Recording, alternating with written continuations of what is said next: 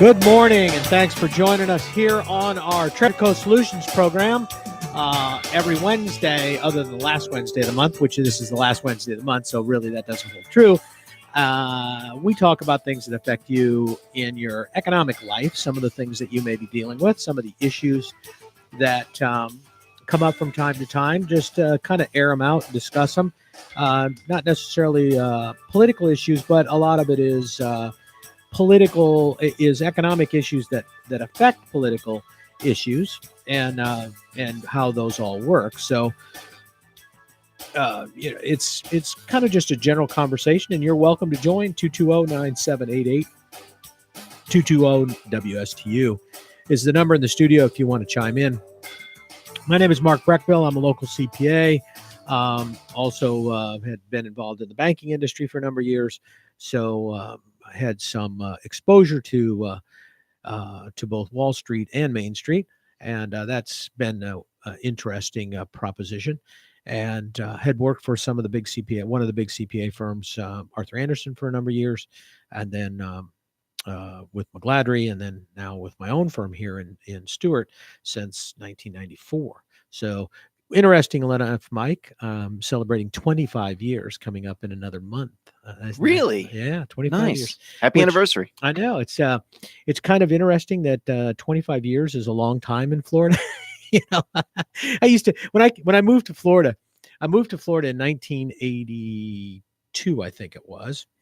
And it was funny because you'd see these signs that says in business since 1972 or 1974.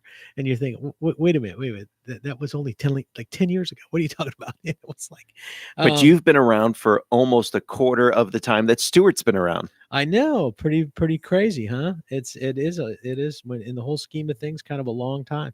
So, it's been an interesting thing, and it's a real, I like I said, I dealt with the large corporations for a number of years, and of course large banks, and in the banking industry, and it was kind of interesting because in the banking industry, I was a CFO of a large $500 million bank at one point, and was also COO of a bank, and so it was an interesting thing because you actually learn a lot about big business through the banks, because most of them are dealing with large businesses, but they also deal with mom and pop, and they deal with real estate and construction and all of those kind of things in Florida. If you're a banker in Florida, you better deal a little bit with construction and real estate. So it's kind of interesting. The experience, and for about 7 years I started banks from scratch, de novo they're called, and that was kind of interesting too, because you learned that was the most entrepreneurial you get in the banking industry is starting a bank from scratch. They're tough because typically, like with many things, they're oversold, and people commit to a future that it isn't really always going to be there. So that was kind of an interesting proposition.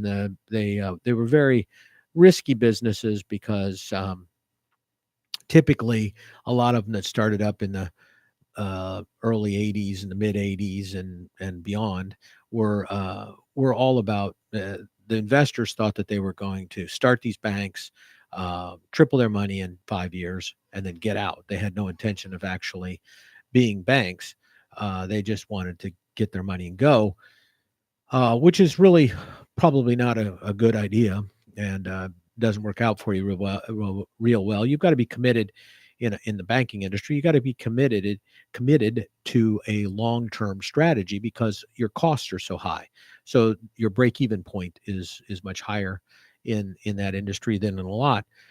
But one of the things that I learned, a little bit about in that side of the business and in that area is about regulation and how that whole process works. And it's interesting because I've said it on this show before, is that again, not this is not a political comment. It's just really an economic reality, is that we may live in a capitalistic society, but it doesn't mean that every market is a free market. And it's important to understand that, um, because capitalism is a wonderful tool. It allows people to work hard and get rich. Okay, and have a successful life. And by rich, I don't mean solely financial risk. I mean financial rich. I mean the ability to have the life you want, and maybe have your family close by, or do the things that are important to you. Um, and that's really that's an amazing thing about capitalism, is that it rewards those who have a goal and work hard to get it. Sometimes things don't work out. Capitalism is also about the ability to fail. If you don't have the ability to fail, you don't have the ability to succeed.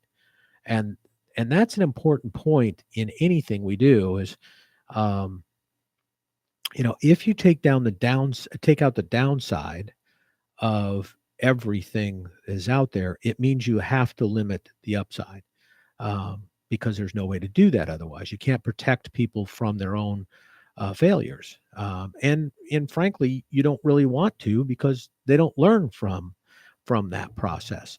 And I'll give you a good example. I guarantee you that Bank of America and Citicorp didn't learn anything from the debacle of 2007, 8, 9, 10, 11, and 12, and 13, and 14. They didn't learn anything from that because they were saved. They were protected from the downside. That is not a capitalistic system. So, I want to make it clear that, that the when you save a weak competitor, and a weak competitor is someone who did something that put their company at risk. When you save that entity in a capitalistic system, what you do is artificially reallocate resources away from the successful business into the unsuccessful business, and you keep the unsuccessful business as a unfair competitor, someone who now is competing with the successful business and is taking resources away from them. So, and capitalism is basically all about the reallocation of resources by the market. So when you interfere with that, even if you think you're doing something good, if you interfere with that, you do change the dynamics. You now and it will absolutely affect the successful firms. They won't be as successful, and it's because they won't have the resources. There's nothing you can do about it. There's not an unlimited supply of resources in anything. And so if you artificially reallocate some of those resources, you keep a bank in existence, so it takes deposits away from another bank that they could be loaning out to successful businesses. And instead, that bank is taking those deposits and loaning it out to Spain, or to Portugal, or to some international company in Spain or Portugal. Uh, because there's no penalty for them to pay on that. They knew that they were too big to fail. So it's important. I'm a big fan of capitalism, and I'm a big fan of the free market. But it's important economically to understand what that means, and it does not mean uh, a political solution. It's an economic solution. So you kind of have to look at the economics of business transactions and issues to understand whether or not you really have capitalism. Uh, for example, do we have capitalism in the healthcare industry? No. Are we ever? Probably not, because um, we have a limited amount of insurers. I mean, when you start looking at it, and you start looking at parts of the healthcare industry, there are parts of the healthcare industry that are pretty competitive. In today's world, we now have a lot of doctors. Um, so, we've got some competition. We certainly have a lot of patients.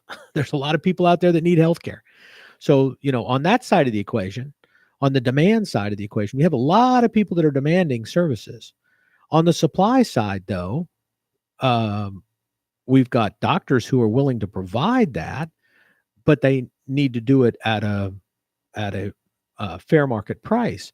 Well, they're not going to get a fair market price because what they're paid is determined by a handful of insurance companies. Let's face it, in the insurance world, there is a large monopoly. And in high risk insurance, it's even less. There's even less competitors.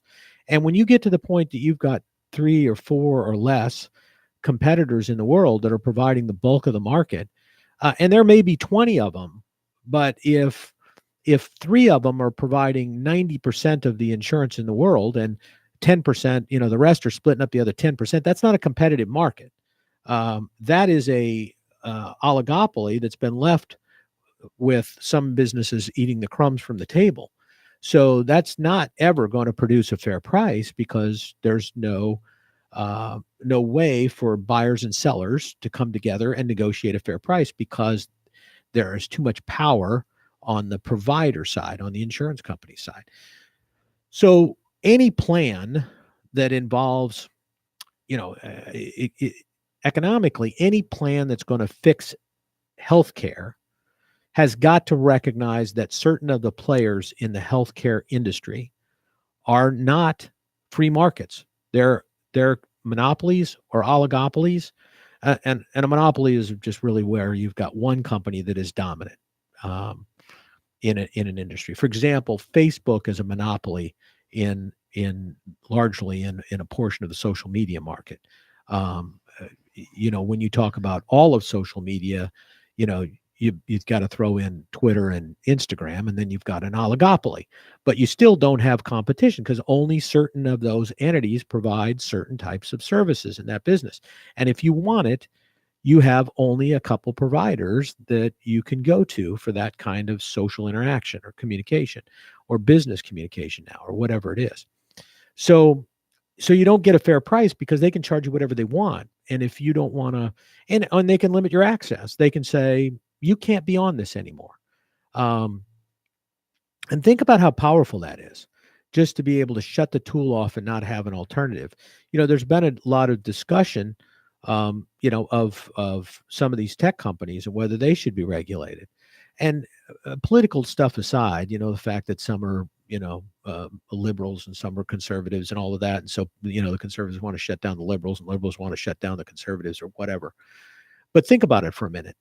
Should you be regulated if you control a market to the extent that you can have a major impact on a business's ability to succeed, because you can arbitrarily say you no longer can be on our platform, and there's no alternative. You have no alternative platform. Many businesses have built their business marketing around social media, and particularly Facebook. There's a lot of marketing that takes place on Facebook for a lot of activities.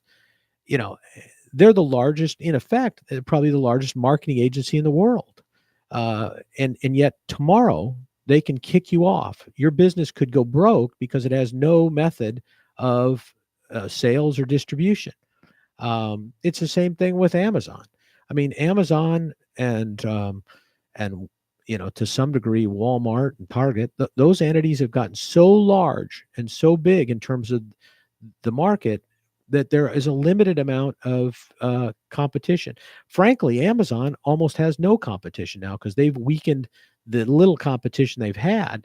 And so when you look at some of this kind of thing, you have to first look and see, is there a free market? And are components of it free market, and components aren't?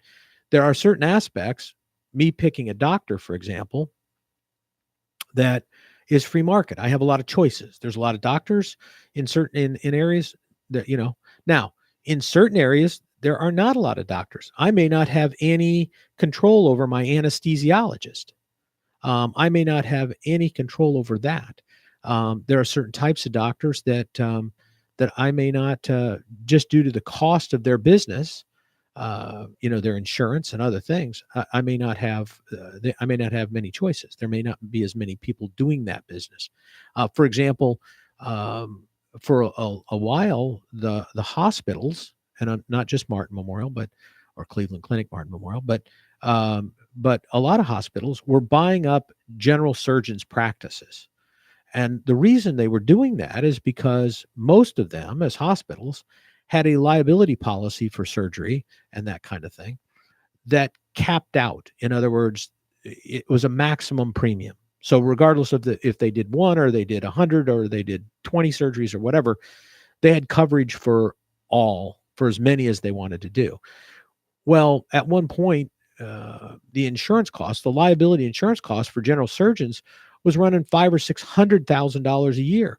So if you weren't doing, that's in premiums, if you weren't doing a significant amount of business and able to pass that cost along. So now if I'm a hospital that has a policy that I already am paying the maximum and I acquire a general surgeon's practice, I save $500,000 a year by doing nothing different. I don't have to have any new patients.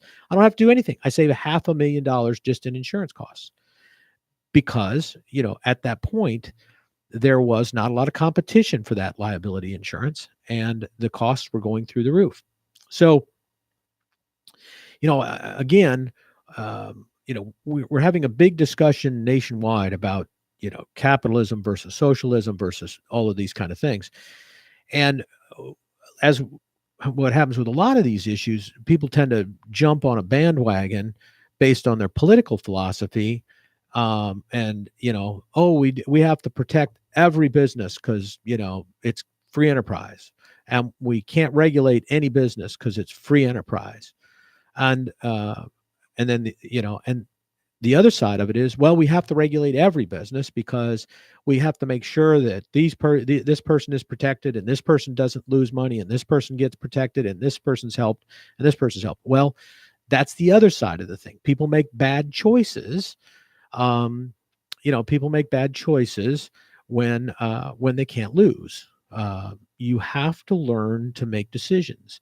And one of the ways you learn to make good decisions in the kind of country we have is that you learn to make decisions that potentially can produce above average rewards to you, that you get paid for your effort. And you also get paid to avoid, you understand what the pitfalls are. So you avoid the deep loss and how that can protect you. So you don't make that mistake again. And that's why some of the stuff we do, it doesn't benefit us on that kind of thing. For example, if I can file bankruptcy and start over again, and it doesn't cost me anything. There's no pain and suffering. I don't lose everything, which is truly what happens with most bankruptcies. With a lot of bankruptcies, many of them today are selective. They're to get rid of a specific problem or a specific issue. And so, in the old days, for our parents, or grandparents, if they made a mistake that caused them to go bankrupt, they lost everything. They lost their credit history forever. They couldn't borrow money. They probably lost their house. They lost their job because they got fired because they filed bankruptcy, because their employer didn't want somebody who had filed bankruptcy. Everything in their life. They probably lost their marriage. They probably lost everything. Everything in their life fell apart if financially they had to file bankruptcy.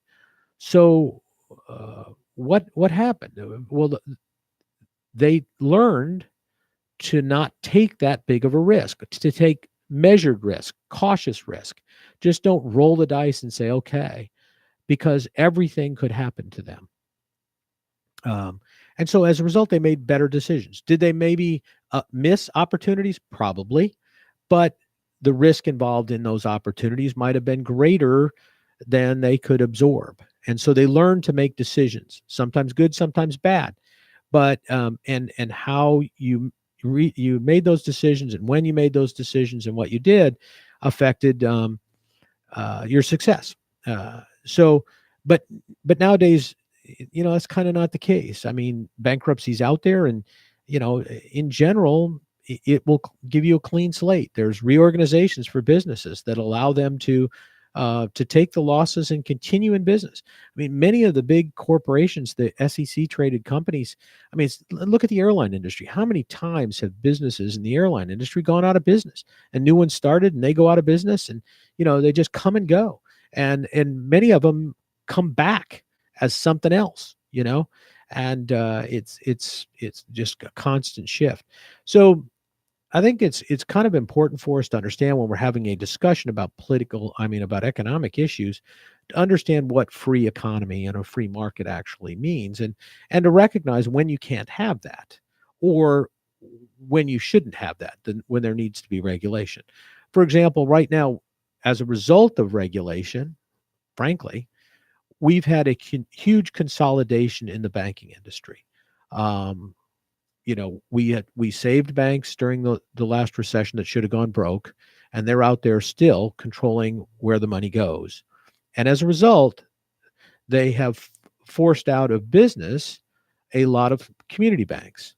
Those community banks couldn't survive. They have a limited market. That's the other issue with a small business, and particularly a small bank, is that they have a limited market share. They have a limited market that they can go to. If I'm a bank here in Stewart, and this is the only place I'm at, um, then if Stewart has a problem, maybe the rest of the world doesn't, but Stewart has a problem, I'm going to suffer. I have more risk because I have a minimal amount of customers, and I have a certain specific location. So, for example, if I produce snow shovels, and the only place I'm allowed to open my business is in Florida, I'm probably not going to be very successful. I might do some mail order stuff, but it would be better if I could sell if I was in a location where I could sell my snow shovels out directly, and whether it's a Walmart in Peoria, Illinois, or wherever. It'd be nice if I probably would increase my sales. I'd have a bigger base of people to sell to who would need my product. Um, yeah, there's some people that might need a snow shovel to shovel sand, but in general, your location is a limiting factor. So the broader your base that you can sell into, the more opportunity there is, uh, the more buyers there are potentially, and therefore that means that you as a seller will be more dominant in the market. Fewer suppliers, more buyers, you're going to get to charge a higher price. So we got to think about those kind of things when we're talking about some of these markets. You look at, for example, the market for insurance. Like I said, we've got we can't just say, okay, we're going to go back to a free enterprise system, because it was never a free enterprise system. All of us know that insurance wasn't working, and healthcare wasn't working. Um, that whole process just wasn't working, and it makes sense because, for example, certain people are going to we're going to not buy insurance. If I was 22 years old and good health, and I'd never been really sick, and I didn't have anything, I might say, you know what, I'm not paying $500 a month or $400 a month. Um, I'll just let it ride and figure that's money I can save. And then if something happens to me, I know that the insurance has to. I know that the hospital or the doctor has to cover me. They can't. There's a safety net there that they can't turn me away. So now what have I done? I've taken out the risk of failure, and this is a huge thing. This is life and death. So if here were if let me put it this way.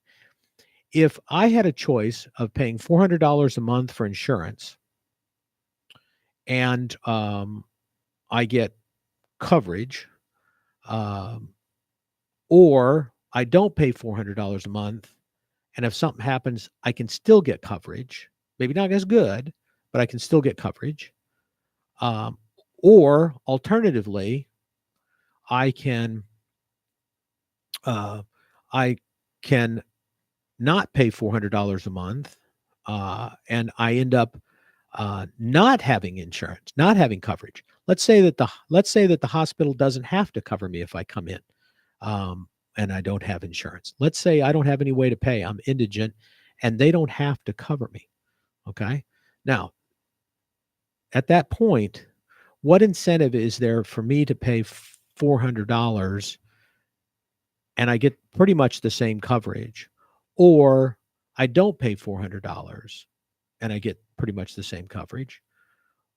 Those kind of things, I'm going to not pay the $400 and I'm going to get the same coverage.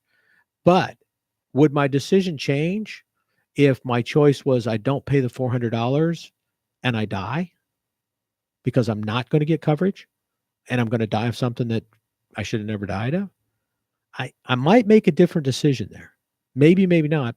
We've decided as a society that's a decision we don't want somebody to make. So therefore, we will never have a free enterprise, free market system in healthcare as long as we are not allowed, as long as we are unwilling to let somebody die. Now, I think that's a good thing, but I'm just saying, don't spouse off how we need to unregulate this industry and we need to do this and we need to do that. You can't do that. I mean, if you're going to make a decision that you cannot fail, death, then you're never going to have a free market system because that's the only thing that keeps people paying. I mean, it's true. So now if you start offering limited coverage, if you start saying, okay, if you don't pay, you can't have eye surgery or you can't have valve replacement. We're not going to do that on you if you're over 70 years old or 80 years old.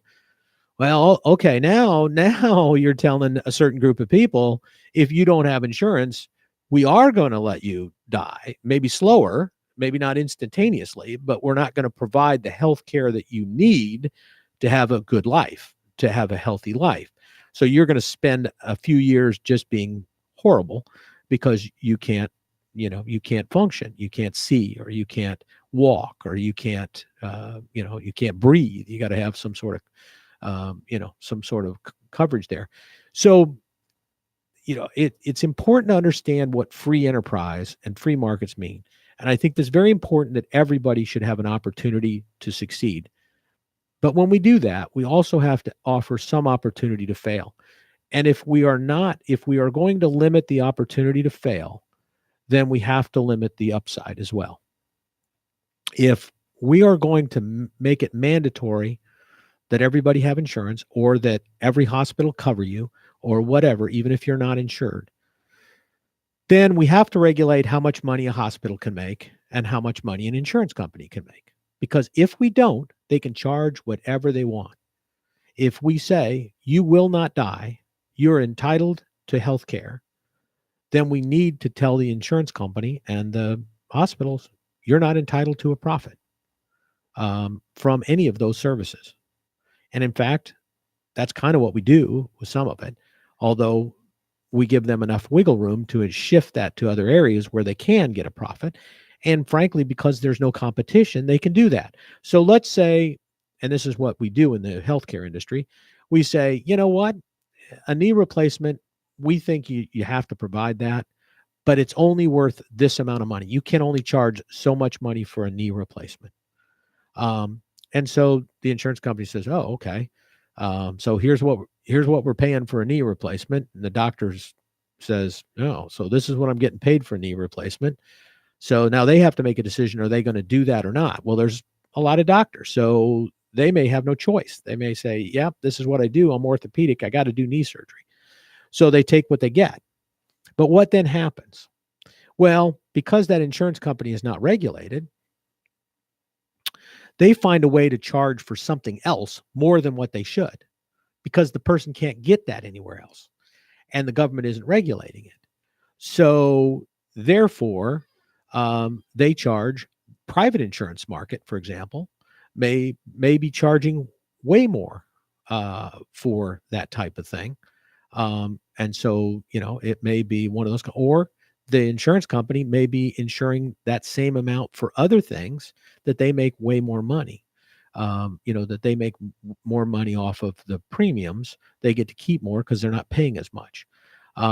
So it's those kind of things that allows, that you have to look at in the market to determine whether there's competition.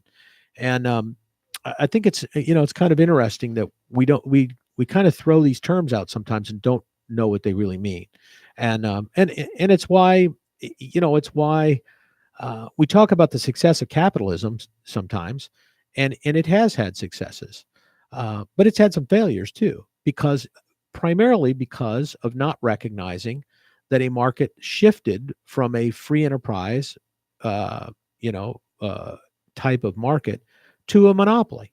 The success of one company has forced out of business the other competitors. Amazon's a good choice, is a good example of that. I mean, when you think about when Amazon got started, there is no way in the world, even today, there's no way in the world they should be able to borrow money. They shouldn't be able to. They should never have been able to get as big as they had, without because they haven't had that kind of financial success. And in the early years, they had no financial success. They lost billions of dollars. So all of a sudden, they're out there, they're this huge competitor. Now, how'd that happen? Well, we kept banks in competition who loaned money to a company like that probably never should. We allowed these companies to be sold and exchanged on the New York Stock Exchange and and NASDAQ and other places when they should have never been able to list, because they didn't have any kind of history. They were basically a crap game. But we allowed that, and we allowed them to stay in business. And in some cases, we got rid of some of their competitors. We protected them. We have regulated some of their competition out of business. For example, think about all of the network marketing entities, or the multi-level marketing entities are out there. Many of you guys remember, for years we had these huge multi-level marketing organizations, and actually those were the competition of Amazon at the time. But for a number of reasons, including vested interests by states and others in making certain multi-level marketing companies survive and others fail, those markets never blossomed. They've started, but then they're overregulated and they go out of business. But they would be a significant competition for somebody like an Amazon, because they are at-home sales. That's what Amazon is doing. And these are small grassroots businesses that can deliver product to the door, versus an Amazon, which is a huge publicly traded company that can also deliver product to the door, but at a much higher price, because they can control what products can be delivered.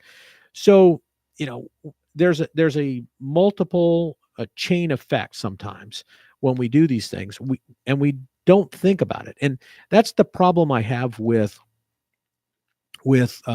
economies that are managed economies. That's the difficulty I personally have with socialism and communism, is that I don't believe there's anyone smart enough, or any group of people smart enough, to think through all of the options, to think through all of the ramifications of the decisions they make. And so they look at who they want to help.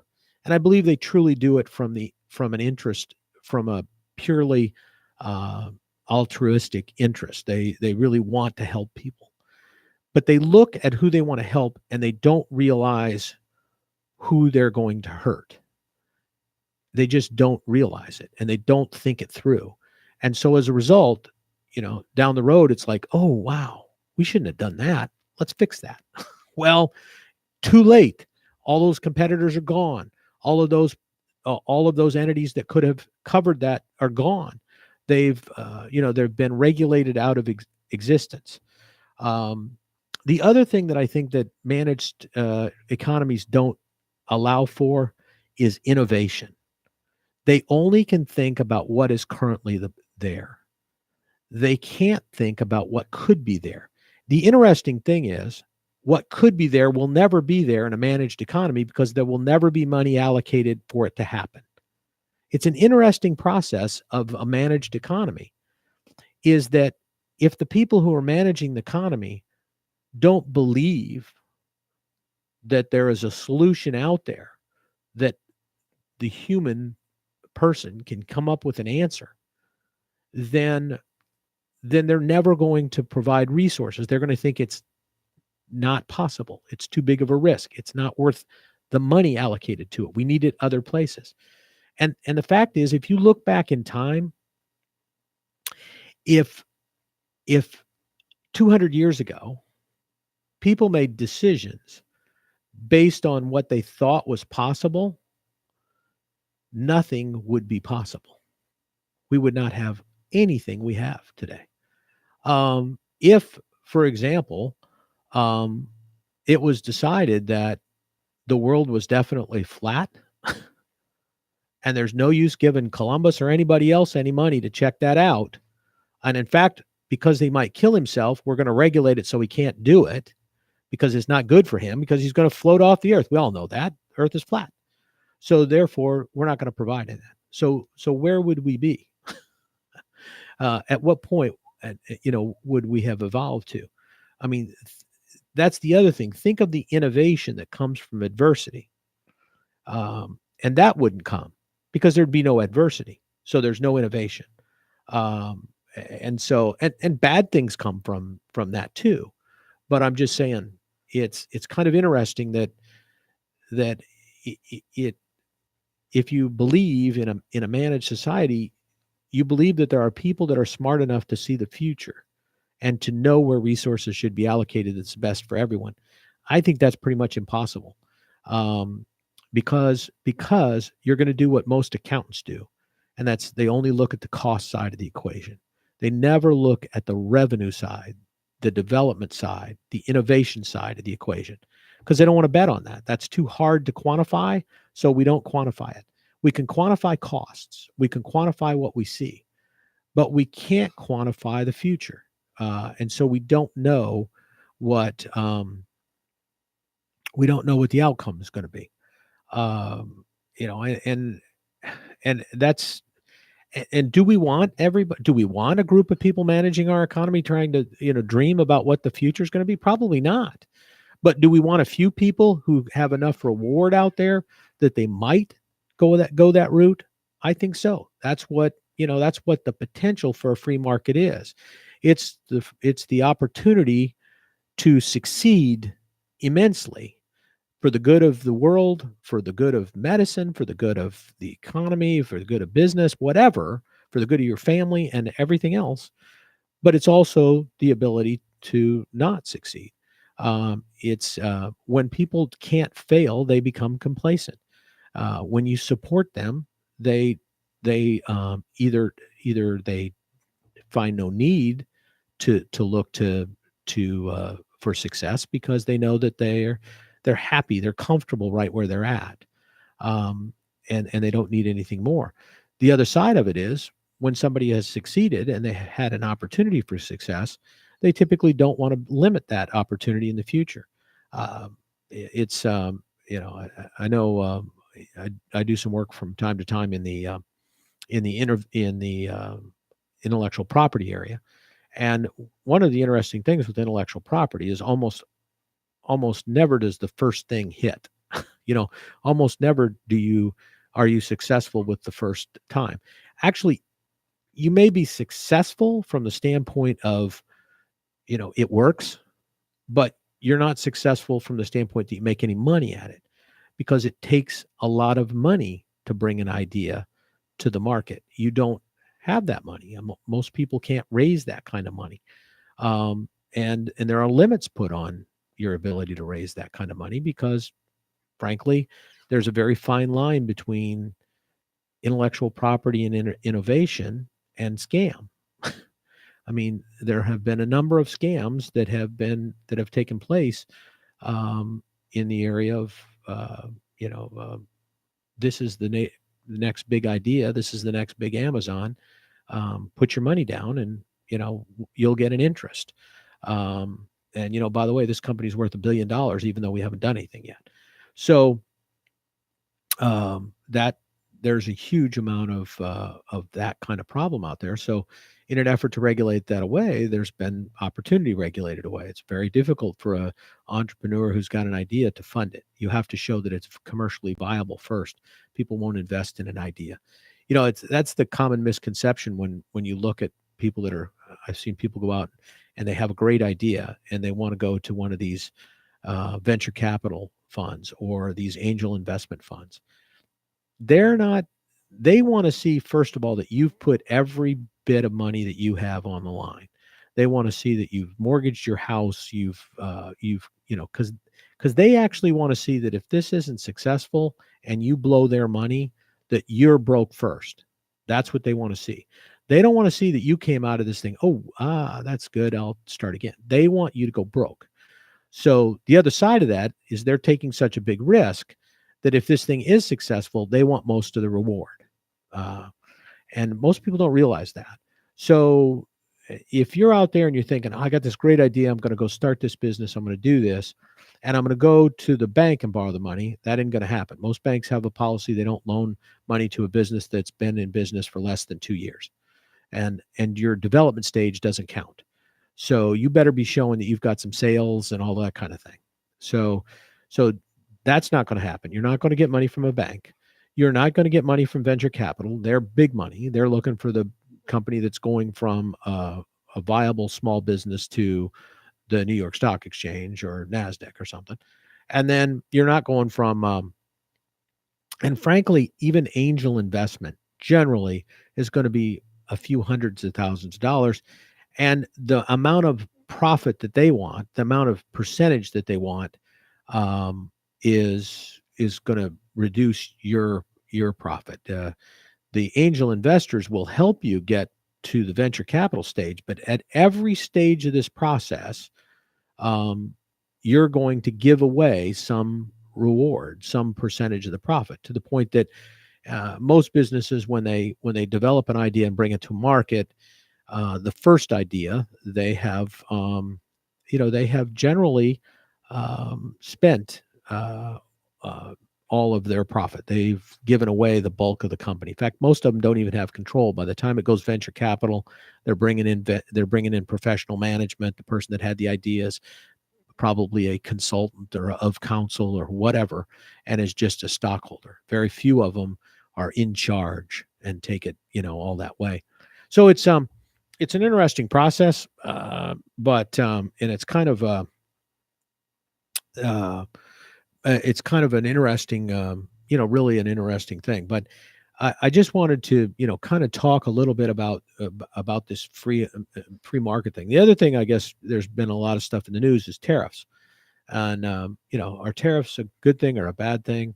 Well, in general, they're a bad thing. I mean, tariffs cause the market to react differently. They cause something to happen that you don't want to happen, or that you potentially reallocate resources. For example, the tariffs with the Chinese. What's happening there? Well, it's pushing money away from certain markets, primarily the U.S. agricultural market, because China is not a buyer there now. They're going other places because of our tariffs. So it's flooding it's hurting one market at the benefit of another. There's other markets that now, because of that, because China can only get their product from the U.S., those companies are still successful, and the U.S. is allocating resources. Basically, more money's coming into those businesses. So when you put on tariffs, you either have to deal with the fact that you're going to potentially put an industry out of business, or you have to reallocate resources internally, a managed economy, reallocate resources internally so that one industry continues.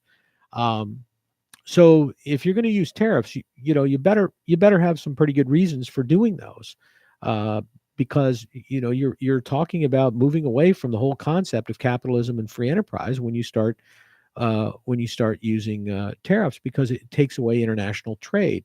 As soon as you take away international trade, you have now strengthened U.S. companies at the disadvantage of U.S. consumers. So, and that's the distinction there. It's not at the disadvantage of international competitors. Yes, it is. But if I don't have any competition from an international competitor because the products that they're selling into my market are going to be too expensive, it allows me to charge more money. And that means that I'm not charging a fair price any longer because I'm being protected from competition. So tariffs, anything that reduces the number of competitors takes you closer to a monopoly or an oligopoly and further away from free markets. It's just by definition, that's what's going to happen. And it's easy to see that that's what the shift is going to occur. So the question is, you better have a really good reason for tariffs. And again, but you have to recognize that if you're going to use this tool, you are moving away from free enterprise. So don't argue that you created more competition. You actually didn't, and that has been the whole purpose of and the reason we've seen an increase in salaries now and in certain types of jobs is that we've protected those industries from competition. Is that a good thing? Normally, I don't think so. I mean, if, for example, we protect General Motors because we say Honda and all these other companies can't compete with you in the U.S. If we did something like that and we said, okay, any manufacturer that's outside the United States, we don't care if they actually are assembling the car in the United States. Any manufacturer that's headquartered out of the United States, we're going to charge them these huge tariffs, or we're going to charge them these steel tariffs or aluminum tariffs or whatever we charge them. We eliminate competition. Well, that means that somebody like General Motors, for example, who, probably made a huge mistake in terms of diverting a bunch of their resources to the Volt, which turned out to be a product that wasn't very successful, they would have collapsed and we would have been replaced by somebody else who may have been more successful, would have had resources that would have been more successful, like Tesla, for example, or who knows, maybe it's the, it's whatever, it's the Civic. I don't know. But anyway, Prius, that's a good one. But anyway, we end up with, but we protected them and we are protecting them. Tariffs protect. We can talk about it from a patriotic standpoint. We can talk about it from a, but they're a punishment. They're a protection for weaker competitors. They may be weaker for a reason. For example, the Chinese subsidize certain industries and products by their economy. And so if you have a situation where a government is subsidizing a business and making them a stronger competitor than they should be, you're not going to have free enterprise. So you have to stop that from happening unless you want that system to fall apart. Now, it's possible that we don't need that system, or that system doesn't need to be in the U.S. It's possible that we don't need electric vehicles in the U.S. And so who cares? So we could let that go. But, you start looking at some things. We need to be able to produce steel in the U.S. if we're going to make tanks and, if we're going to make military planes and if we're going to have an army and a navy. Some of those things we have to protect that industry because we might not need that industry right now at a large level, but if we go to war, we might. So there are. I'm not saying that there are not legitimate reasons to have these things. You have to look at the underlying issues that are taking place. You may be placing a tariff on a particular product because the country that's selling that product, the businesses out of the country that's selling that product, may be subsidized by their country to produce that product. And as a result, they're producing it at an unfair price that you can't be competitive with because you don't have the same subsidy. So sometimes tariffs are put in place to level the playing field, where governments are already subsidizing businesses and you're just trying to make your businesses more competitive. But you got to be careful about that. It's like the issue with China.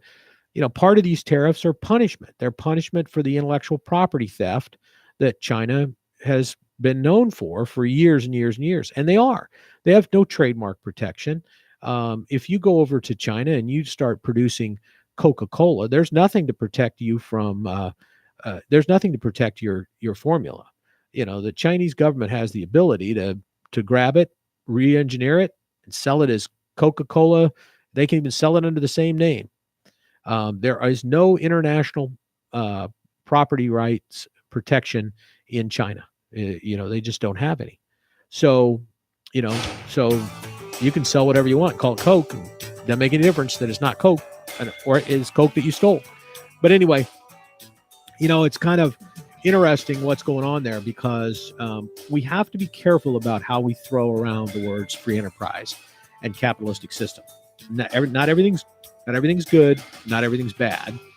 We just have to look at what's happening. But anyway, I just kind of wanted to have that little discussion, since that seems to be the topic right now, is what's going on in the economy. And I think it's good to understand the economics of that and what's happening.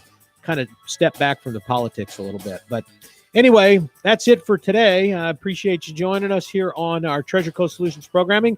We're back here every Wednesday from 9 to 10 o'clock right here on WSTU. We are Digital 1450, Martin County's Heritage Station.